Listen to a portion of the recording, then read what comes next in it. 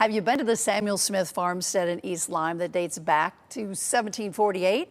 If you haven't, we're going to tell you all about it today. There's been an exciting filming there recently for PBS in honor of the founding of the United States of America. That documentary is called The American Revolution.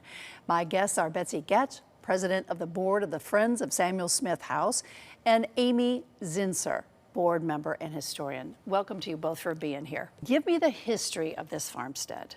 It was built in the middle of the 18th century, and both John Johnson, who built the house, and his son Reynold Johnson fought in the local militia during the Revolutionary War. All right, so a film crew gets a hold of you guys, and what happens? So we got an email saying, we saw on your website that you have a door that we would like to put on our production. Can we come down and take a picture of it? We have everything ready, but we don't have a door. So we were like, sure, come down and take a picture of our door for the American Revolution, Ken Burns production. So why the door? What was it about your door they wanted? They didn't say? They didn't say. They just said in all their production and every place they'd been, they needed our door. And so when they actually came and took pictures of the door, and they were a wonderful group of people who came, I said, why don't you come inside and just see what the inside looks like for future? You never know what you might.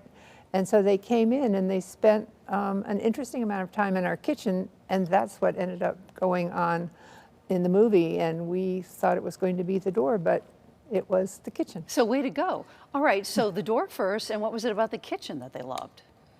I think our house is unusual because so many of the existing houses are the fancy manor houses that were owned by rich people, whereas our house is one of the only houses that really shows the way the everyday militiamen who served in the Revolutionary War right here in Connecticut lived. And our kitchen is a very old-fashioned kitchen. They use the room for washing up, for farm animals, for spinning, for cooking. And so it's, you know, it's the real thing, and that's what we're so proud of. Tell me about the history of the family. The family were yeomen who had basically settled the land after the Indians sold it to them, and had turned it out of a land that was basically perceived as wilderness into a land that was a farmstead. Like so many others, they worked in the Congregational Church, worshiped in the Congregational Church, and were real Puritans.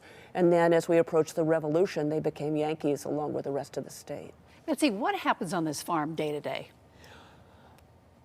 In the winter, we sort of close because we don't have any heat, but in the summer and the spring, we have activities every month, and we have been working on trying to preserve the house. And it's been a bit of a job because when we got the house, we needed new roofs and siding and After 1789, so it you're going to needed need new stuff, right? So we've been able to, but what we want to do is we want to preserve it, and we want people to come and feel like what it was like to live back then. The children are fascinated that there's no TV and there's no indoor plumbing and there's no water inside, and they're just unbelievable. They're like, how did these people ever live? You know, I want to go home, thank you. I know, it was rough going back in the day. How can the public help you preserve this tremendous property? Money, right? We've been very fortunate, and we have a new roof on the house and the barn, but the east side of the house is off the foundation. So that will be our next project, is to figure out and to get enough money to be able to put them back together so that we can continue the thought of sharing history with everyone. Which is so important. But at the same time, we just want people to come out and enjoy it and be part of the community that makes our farmstead so special. And just real quickly, how much property is with it? How many acres? About 15 acres. Oh, that's terrific. But we partner with the Sportsman's Club, which surrounds us and enables us to give the feeling of a much bigger acreage. That's terrific. Girls, thank you so much for being on. Thank you for having telling us. All about that. And we'll look for it on that documentary. All right, and if you'd like to know more about the Samuel Smith Farmstead in East Lyme, go to WTNH.com or the News 8 app.